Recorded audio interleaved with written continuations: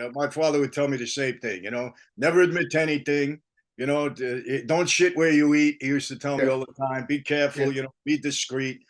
Is there Right, a right. bigger crime family on the street than there is in the White House right now? Oh my God.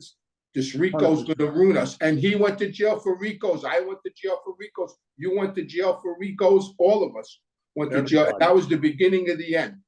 Anthony, another thing too, he cleared up. I didn't go to his funeral when he died. I didn't go to his funeral because I don't want to be a center of attention there with people talking and all of that. And I was told, look, don't go, don't take attention. And my father always spoke well about it. I heard Yeah. Fat Eddie's name 1,000 times. He always Yeah. spoke well about him, Yeah. always.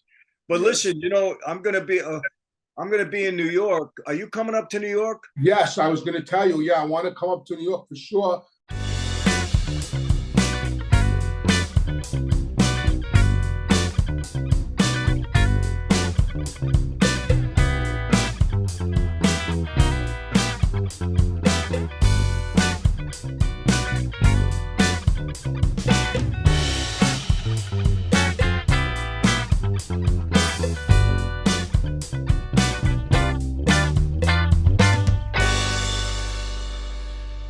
Hello, everybody. My name is Anthony Ruggiano Jr. I want to welcome everybody to Reform Gangsters. And if you like my show, please subscribe and ring the bell, and also become a Patreon member and get access to our shows, and be part of it and ask questions and get answers. And today we're going to have a special guest, Michael Franzese, and I hope you enjoy the show.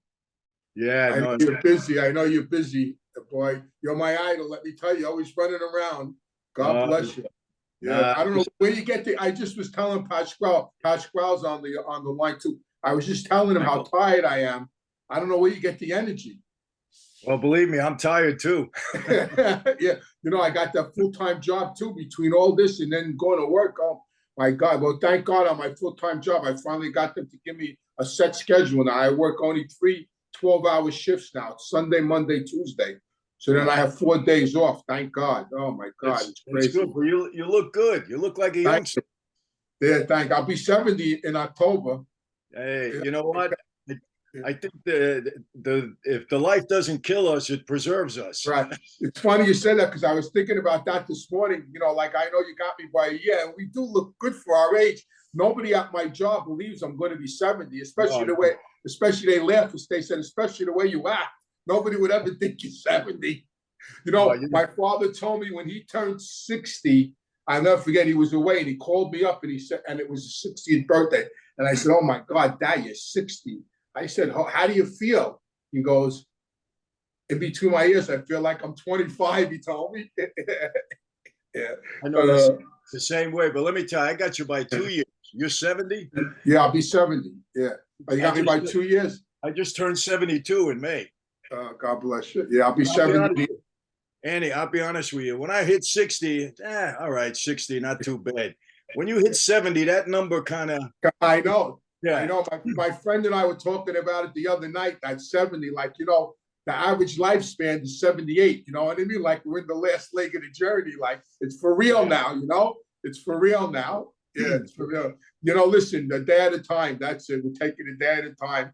Turn it over, Whatever God's plan is, that's his plan, and we'll have to go along with it. Exactly. But I don't know. I don't feel any different than I'm trying to think back. Maybe getting out of bed, you have a little extra pain. But after that, I feel the same I felt like 30 years ago. I don't feel I was in the gym this morning, working out. I go and I look at all the kids running around down there. Oh my God.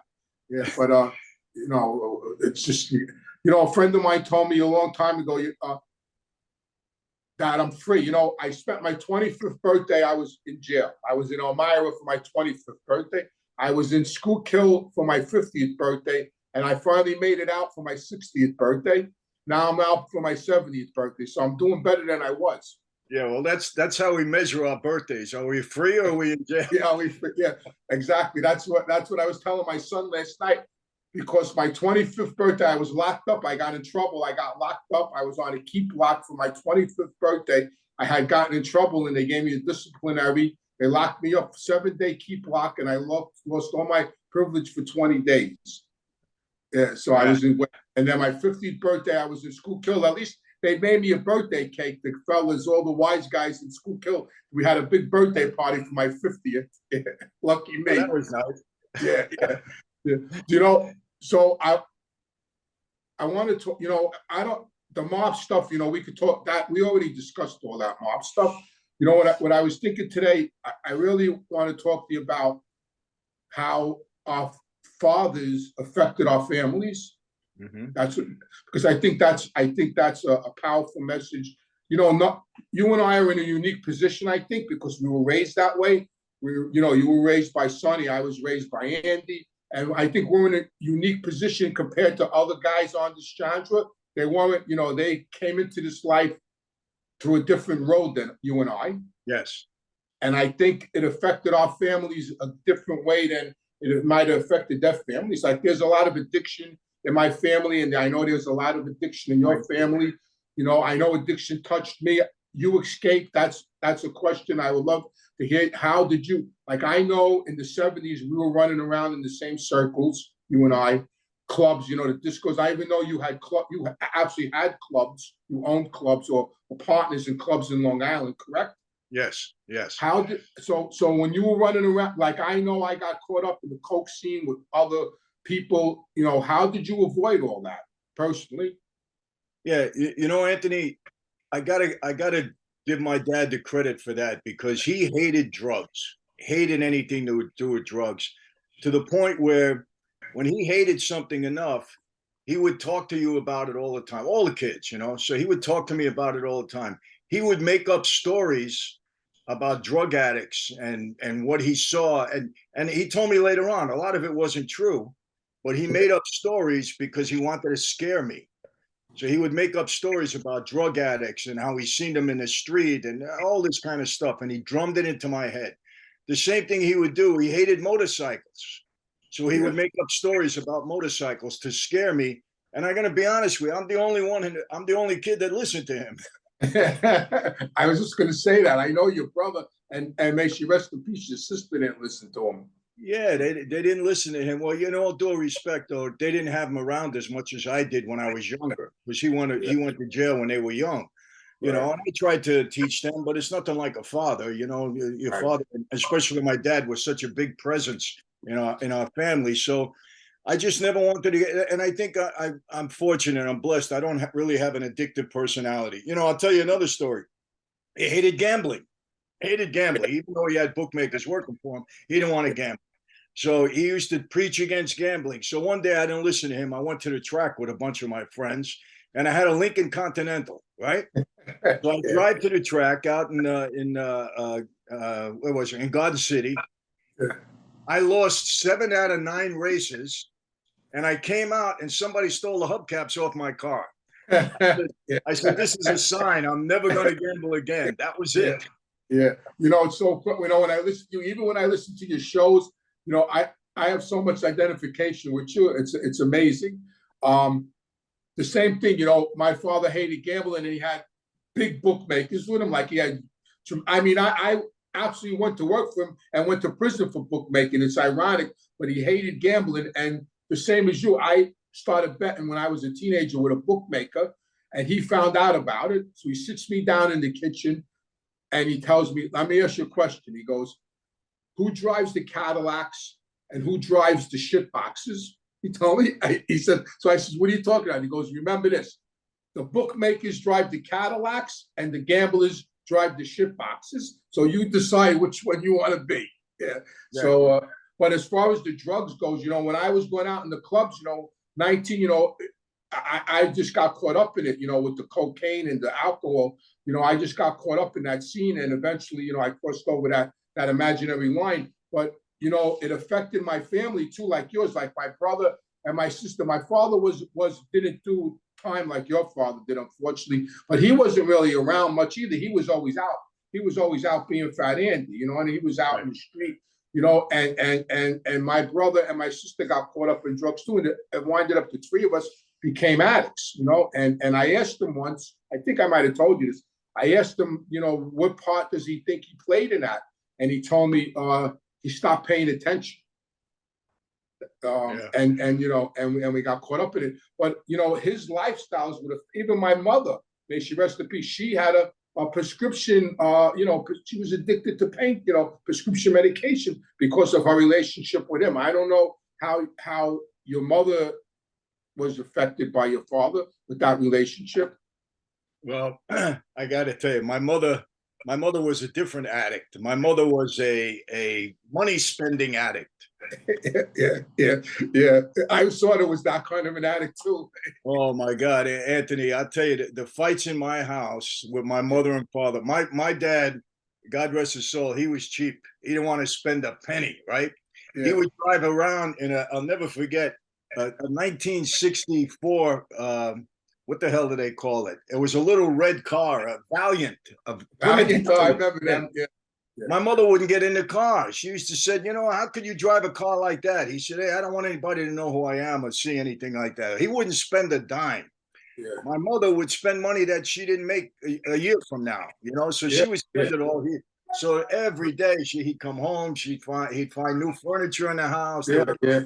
She was that kind of addict, you know. Yeah. She wasn't all there, Andy. She was a tough woman. I'll be honest with you. Yeah, my mother really liked your mother. I know they used to talk a lot. My mother, I think my mother, you know, how, and that's why I'm glad we're talking about this, because nobody could talk about stuff like this out there. You know what I mean? Besides you and I mean, my mother was always wrapped up in my father's womanizer, because he was a womanizer. I mean, I was, you know, that was the lifestyle. You know, yeah. I don't know how, you know, but you know, that was the lifestyle. Girlfriends on Fridays, wives on Saturday. I mean, it's just what wise guys did, just what mob guys did. And that's how I was raised. You know, it's comical, and she was always wrapped up in her relationship with him. And that was my mommy issues, because when I was a kid, she would drag me all over Brooklyn. You know, she was 19 years old when she had me. She would drag me all over Brooklyn, looking in bar windows to see if he was in there with girls and fighting with girls in hallways. I mean, it was just a crazy upbringing. And then she got caught up with the prescription medication, you know, and that was my childhood. You know, my father went away in '79. We were both in prison at the same time, more than once, but this was the first time him and I were in prison at the same time in '79. And when the day he turned himself in, the next day some woman called up my mother and said, come see the house your husband bought me. Wow. He bought the woman a house in Valley Stream, you know. You know, and this is the other side of the mob. This is the side people don't know that. They don't see that in The Godfather, you know, all these movies that everybody raves about. No, we had some incidents like that, but my mother used to get mad. She used to tell him, go with your girlfriend, get out of the house, go. Yeah. You know? Yeah. He used to deny it, of course, you know. Of course. We were taught to deny everything. Everything. No matter what. Yeah, my father told me, don't ever admit it, no matter if you get caught in the bed, it wasn't you. Don't admit anything. Yeah, don't admit it. It wasn't you. And that's, you know, and these are my father's son conversations. The day I got married in 1977, he came downstairs and he told me, listen, you don't have to do this. He had a big party in the Lamia on Ocean Parkway. I don't know if you remember the Lamia, Frankie. Yeah. He said, you know, you could stop now. We'll just go there. We'll have a party. Don't worry. No, I'm in love. She says, okay, listen, if you're going to do this, remember one thing. If you're going to mess around from day one. Don't sit on the couch for 6 months and then start messing around, because then you're going to spoil her. This was my wedding day lesson. But they think that's what they believed in. And that's what he instilled in me. Exactly, a normal way of thinking. You know, my father would tell me the same thing. You know, never admit to anything. You know, don't shit where you eat. He used to tell me all the time. Be careful. You know, be discreet. You know, all of that kind of stuff. But it's crazy. It's the same. You know, it's like a record. They must have all listened to the same record, because they all said the same things. Your father, my father, always said the same things. You know, your father. Every time I ran into him in the prisons, he always used to ask me, "How you doing? How's your love life?" You know, teasing me. The last time I saw him was unfortunately in the supervised release office in Suffolk County. I saw him in there, and they yelled at us because I sat down. I walked in and he was already sitting in there, and I sat down next to him, and he leaned over and he goes, "Oh, I had a good conversation about you the other night with Jojo Carrazza. He was the consigliere of the Gambino. I said, you had a good conversation about me?" He goes, "Yeah." And then the guy came running out separate, separate. And your father goes, take it easy, separate. What do you think we're talking about? He told them. And they made me go on the other side of the room. They wouldn't let us sit together. And another, like I say, the things I identify with, it's crazy because I was listening to you a while ago and I start laughing because you talked about Rush Limbaugh, not to change the subject, but what's going on today, you got to talk about it. I hate talking about politics, but it's so messed up out there today. You have no choice. You have to. And I was listening to you, I don't know, maybe 2 weeks ago when you talked about Rush Limbaugh. I don't know if you remember. Yeah. And you talked about that's when you realize you may be conservative when you started listening to him. And it's so crazy you said that. That's exactly what happened to me. I was in Schuylkill right after 9/11, because that's when I started paying attention to politics after 9/11. And I sort of got turned off to the mob lifestyle because what happened was when the towers fell, I was underneath the TV. You remember you had to listen to the TVs with the headphones, and I'm under the TV and we're watching it. And then I took off the headphones and I'm with a couple of wise guys and they put across the thing, 200 and something NYPD officers were missing in the building. And one of the wise guys, this guy from Jersey, turned around and go, more cops should have ran in the building. And it's the first time, and I looked at it and I go, what are you joking? I go, these guys went in there to help, to save people. I used to go in them buildings with my kids. What are you kidding me? And it's sort of, that's when the lifestyle, believe it or not, started rubbing me the wrong way. And then when the election came around with Kerry and Bush, I'm in the yard and I'm playing with the radio and I hear this guy talking, right? And I start listening to it and I'm walking and I start identifying what the guy said, and it was Rush Limbaugh. And I'm going, holy shit, this guy's making a lot of sense. And it's crazy. And you didn't know who he was when you first heard him, right? No, when I first heard him, I didn't know who he was. Not Me at all. neither. I never heard it. And I'm listening to him. I had the Sony Walkman. I'm in jail. Yeah, me too. I'm saying, man, I agree with a lot of things this guy is saying. Then I'm thinking back and I'm saying, every time we had a politician, meet Esposito and all of these guys, and we were screwing around with them, paying them off. They were all Democrats. Every one of them. They were easier to corrupt. Let's be honest. Yeah. That's it. That's why we were all Democrats back then. Yeah, exactly. I never remember my father doing business with a Republican. Meet Esposito, he was out of East New York. My father was like, I used to go to his sister's restaurant. His sister had a restaurant in East New York where Meade hung out. And I used to go to it with my father all the time. All the time. And who was a bigger powerhouse Democrat than Meade Esposito? He was the #1 guy in New York, the Democrat. Yeah, he is. And Andrew Russo was with him all the time. I used to drive Andrew around. We used to go to fundraisers for him and everything. He was very, very tight. But Anthony, without getting into politics, honestly, we got to talk about this. Is there a bigger crime family on the street than there is in the White House right now? Oh my God. That is Sixth Family. I was just telling somebody the other day. That's the Sixth Family. I mean, it's amazing. This guy for 40 years, this guy's been robbing for 40 years. You know what the funny thing? They don't even care that people know anymore. They don't care. We used to try to hide things. They're right out in the open. They don't care. Why should they hide? They run the show. Exactly. Listen, when my father told me when Watergate happened that long ago, he told me, come here. He called me into the living room. He said, come here. He says, you see them? That's the real mafia. He told me. He said they wrote the book on treachery. These people, that's the real. Look what they did. They took over everything. Listen, I was just telling somebody the other day. They asked me what was the demise of the mob. In my opinion, the beginning of the end was the RICO statute. Absolutely, 100%. Right when Terry, remember Terry Franzese, the guy from the, he was the first test case. I remember. When he got convicted of the first RICO, my father was in the kitchen reading the paper, and he told me, it's all over first. This RICO's going to ruin us. And he went to jail for RICOs. I went to jail for RICOs. You went to jail for RICOs. All of us went to jail. That was the beginning of the end. Through that RICO statute, they took over everything. Yes. The private sanitation, the gambling, the drugs, everything. I get every day I get in the mail pre-approved loans. every Yeah. day. Stacks of mail like this, 20,000, 30,000. Don't pay them and see what happens to you. I'll tell you this, Anthony. My son, my Michael Jr., right? He's Yeah. he's a good kid, but he's a little nutty too. You know, I find out. He said, "Dad, I got to borrow some money." I said, "What happened?" He says, "You know, I took one of these payday loans." He says, "and the interest is killing me. I can never pay it off."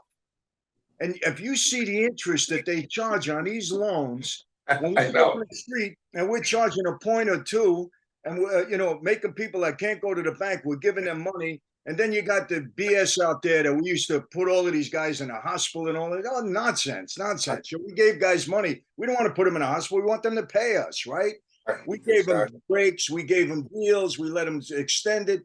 These payday loans are worse than any Shylocks on the street. And it's legal.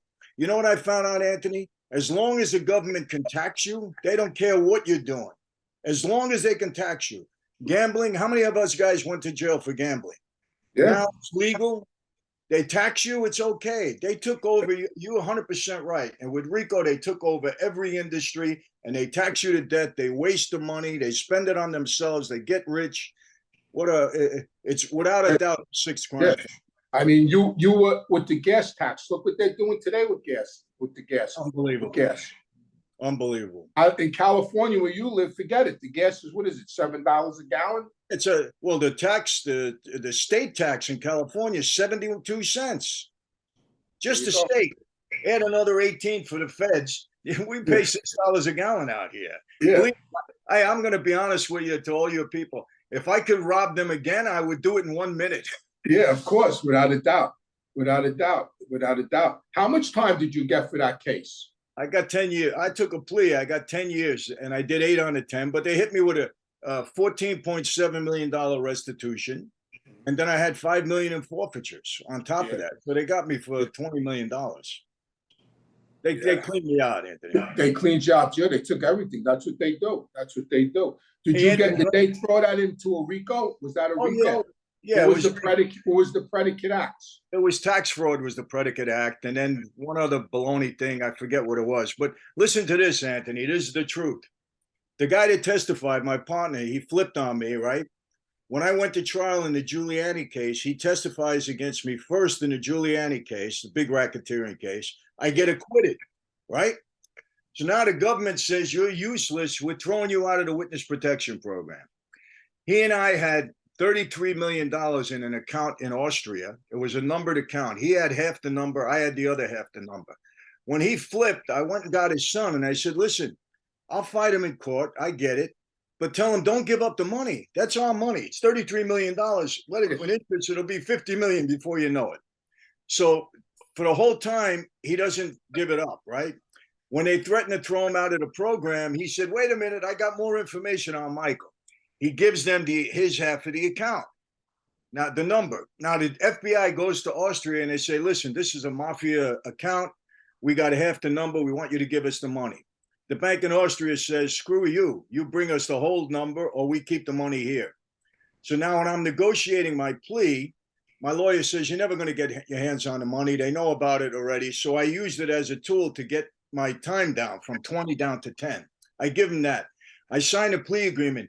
Do you know that the $33 million never showed up in the plea agreement? It vanished.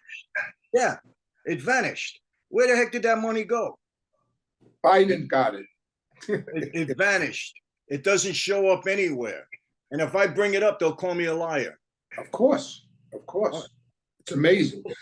They hold all the cards. We're pawns. They hold all the cards. Listen, I went to jail for writing numbers. This active crackhead was robbing millions. People were giving him millions of dollars. It's crazy.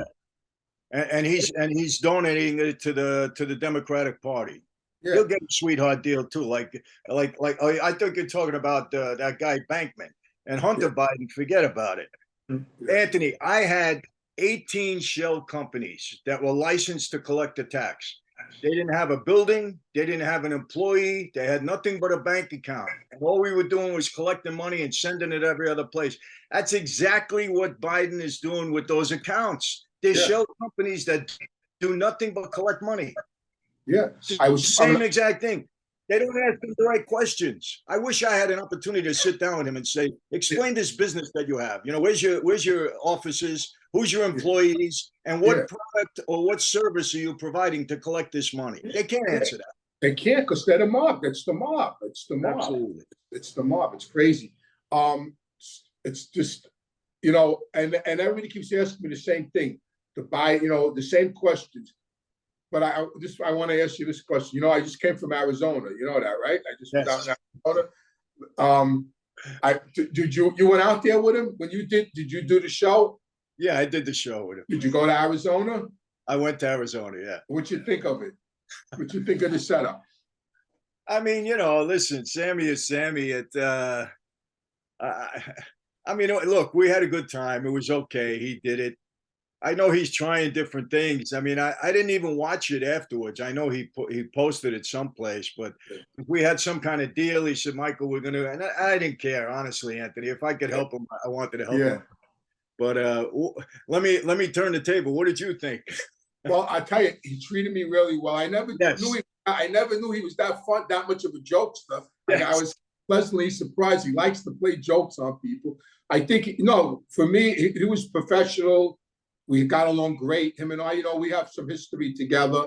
You know, he told me things that I was curious about, you know, a couple of inside information, things that I wasn't really sure of. And I asked him, he cleared it up for me. And I told him a few things that he didn't know, which I was surprised that he didn't know, but he appreciated that. And I thought it was very professional. The set was nice. He had a beautiful set. They treated me really well. The two girls that work for him, Anna and Amina, are very nice. Very nice, very professional, intelligent. I had a great experience. And I had the same experience also. The restaurant was good, you know. No, Sammy is when you're around him and you're with him, he's a lot of fun. He's a lot of fun. He was teasing me. He had a fake gun, you know, he had a fake gun in his drawer. So he wanted to, when I walked in, he said, when you walked in, I was going to point this out. It looks like a real gun. But he said, but I don't want it, you know, I don't want, and I started laughing. A couple of times he caught me, like with joke. He like said something and like I looked and he caught me, you know, he got me a couple of times. There was some remarks he made about something incident on the news, and it was. But we had a good time. We had a good time. I'm looking forward to seeing what the show, you know, how the show comes out. So, what are you doing in Europe? You going to Europe Wednesday? What's that all about? Yeah, I'm going to Italy. I got a little business with our wine and stuff that we're doing, and I'm taking my wife and daughter with me. So, we're going to spend usually at the end of August. It's my wife and my daughter's birthday, so I always take them away. And I always try to combine it with business. Like, you know, I'll be honest, last year I did a tour in Europe, in United Kingdom rather. So they're paying me for vacation. The vacation is like for free, you know. So yeah, that's good. Are they okay with that? Yeah, they're okay with it. They let me do a little bit of work. But you have what, 5 daughters, don't you? 5 daughters and 2 boys. Which daughter's going with you? Which the daughter that's going with you? The baby, the youngest one, she's 24. And then the middle one, who's 36. And what about the rest of them? They don't want to go, or they're not? Oh, they can't go. I won't take them all. No, they all want to go. Yeah, they all want to go. But we listen. It's all about family, Anthony. You know that we have a good time together, and you know it's good. You know, but I'm going to Australia. Listen to this. I'm going to Australia in October. I'm doing 4 or 5 dates there. I was there. But then a company came to me. They're doing a tour in Cuba, and it's a whole big mob tour, you know, for 3 days. And they lead a whole group of people, and they asked me to come and talk about, you know, what our guys before us did in Cuba and all of that. So I said, Cuba, I don't like to go to places where I think they're not going to let me come home. Be careful. Be careful out there. Be careful out there. You know, I have to ask you a question too. Some people and I will put together a mob tour in New York, like certain places. When you were running around, what was like a place that stood out to you that had mob activity? In Manhattan? Yeah, Manhattan, Brooklyn, you know, we're going all over. You know, Brooklyn, so many places, but you know, this is a hideout that nobody knows about. We used to go to Sybil's, which was at the Hilton Hotel on 6th Avenue. And why we went there, all the stewardesses from all the airlines used to stay at the Hilton. And a bunch of us used to go there like once a week. Yeah. And Anthony, the parties, I don't even want to begin to tell you. Yeah, don't It say was a lot of nothing. fun. Yeah. You know, we used to go there. Regine's in the city was always a hot spot. Yeah. You know, Yeah. did you ever go there? Yeah, I was there a few times. Shepherds, I used to go to Shepherds. I don't know if you remember Yes. Shepherds. Yeah, Shepherd is good too. Yeah, yeah, because we're putting together a tour, and they wanted me to ask you where you frequented in New York. Yeah, places you went to. You know, we're going to put the Ravenite, you know, social clubs, a couple of places where there was, unfortunately, where people got killed. You know, a couple of places where people got clipped. There's so much interest out there. Everybody. That's why I wanted to talk to you about the destruction of our families through mob, because everybody is so intrigued about the mob, the places they want to go on, these tours, and there's more to it than that. You know, yeah, that's all fun and games, but look at the you know, the dark side is your sister passed away. There's addiction in the family. The relationships were screwed up. Thank God today you have a great relationship with your wife and your kids, and the same as me. I have a great relationship with my kids, but that wasn't taught to me by my father. No. Well, look, I got to give my dad his due. He was all about family, but you know, I'll tell you the problem I had with my dad, and then I want to answer that whole thing. But first, let me tell you this. You know, I speak to a lot of young kids, a lot of these gangbangers. I go into juvenile halls, and I tell them that the mob life, the gang life, they're bad lifestyles. And I make it clear. I said, listen, I'm not calling the guys bad. I was one of them, and there was a lot of guys that I loved. They were good guys. We may have did bad things at times, but still were good guys. You know, they were good men. But the lifestyle is bad because I don't know any family of any member of that life that hasn't been destroyed. Every one of them. I mean, look, my family, my sister dies of an overdose of drugs. My brother's a drug addict for 25 years. I can't even begin to tell you what he put us all through. And Anthony, I'll be honest with you, I confess this. I did more damage because of my sister going into a bar in Queens and seeing some guys putting stuff in her arm, and it got me crazy. I lose my mind in the place, and I did more damage to people there than I did as part of our life, if you understand what I'm saying. I know for like a fact, yeah, for sure. My mother, 33 years without a husband, because my dad did all that time. If you knew their relationship at the end of my mother's life, her relationship with my dad was ugly, ugly. She blamed him for everything that went wrong, and rightfully so, you know? And that's the same, you know this. If you talk to all the guys, it's the same thing. I speak to, you know, John Gotti's Victoria. I talk to her. What a nice woman. But look at the destruction. All right, they maybe got a little bit better, but everything is destruction. So, and the one issue I had with my father, I said, Dad, I went to see him when my mom died, and he was in jail, and we got a special visit. I was in the attorney's room, and we're talking and this and that and that, and I said to him, Dad, you never take responsibility for anything that happened in the family. I said, it's not right. You blame mom for everything. He said, well, it wasn't my fault. I was framed. I said, I know you were framed. I'll take that to my grave. 100% you were framed. But you weren't framed because you were a doctor, a lawyer, or a priest. You're framed because you're one of us. We're on the street. We're targets. Yeah. But he would never take responsibility. I think that was guilt. So I understood that, you know. But he had a hard time accepting it. He really did. You know, if I was home, none of this would happen. I said, Dad, I believe that. But we got to expect, you know, we know the government is bad. We know they frame us. We know it. And another thing, I got upset with him. I said, you were violated 5 times, each time for association. Don't you think one of those times you could have said, let me worry about the family and let me get out of here so they don't violate me every time? My family's falling apart. But he couldn't, he was just too old school, too indoctrinated. He didn't get it. You know, he didn't get it. Yeah. Yeah, my father was the same. I think it was in their blood, Michael. It was just who they were. You know, my father, the same thing. You know, he did 13 years. He came out of jail and he didn't miss a beat. It was like he never missed, you know, he got right out, right back at it. You know, it doesn't matter. He was 13 years. It doesn't matter. He missed his grandkids being born. didn't matter that 3 kids became addicts. It didn't matter that I was in jail again. Nothing mattered. It just, he was Fat Andy, and he was going to be Fat Andy, just like Sonny was Sonny. And it just was their frame of mind, what they believed in. Absolutely. And, and I tell people, well, do you resent your father? I said, no, I love my dad. I loved him until he died. We had our differences, obviously. When I walked away, he was unhappy with me, of course. We patched it up, and it wasn't the same. I'll be honest with you. It wasn't the same because to him, he was going to die that way no matter what. And that was it. And I said to him, you sacrificed your whole family, Dad. You have to say that. And he would never do it. But I don't resent him, and I still love him.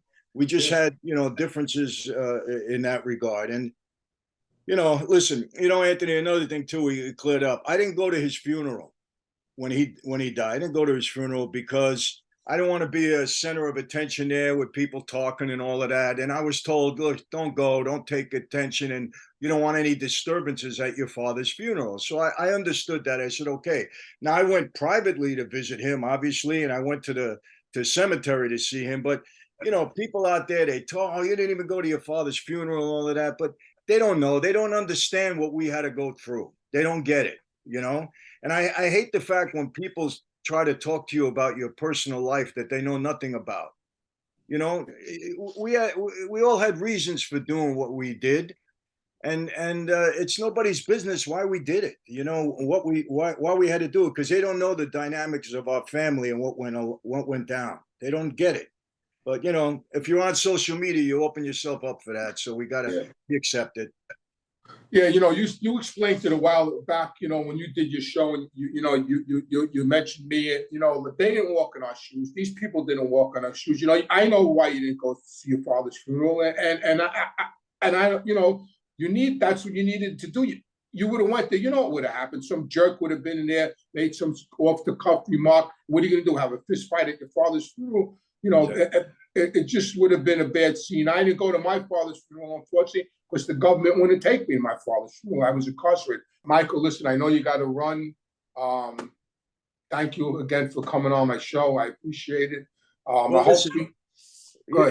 This was nice. Whenever you got something on your head, we just jump on for a half an hour, because it was like a therapy session. We can't have these discussions with anybody else. They don't get it. And that's exactly how I feel. Listen, when I identify so much with you, it blows me away sometimes. And I call Pascal up right away. Oh my God, you got to hear what Michael just said. I went through the same thing, or the same thing happened to me. Because listen, my father and they go back forever. Oh yes. My father almost winded up with your father. I don't know how. It was either Sonny or Charlie, or Sonny, Charlie or Sonny. And he went, and he always used to tell me, he goes, sometimes I think I made the wrong choice. I should have went with Sonny, because it was such a smaller family compared to where he went. It was like tremendous. He goes, I would be a general. He said, I would be a general by now if I was with them. But, well, my father always spoke well about it. I heard Fat Andy's name 1,000 times. He always spoke well about it, always. But listen, I'm going to be in New York. Are you coming up to New York? Yes, I was going to tell you. Yeah, I want to come up to New York for sure. I'm going to fly up that morning.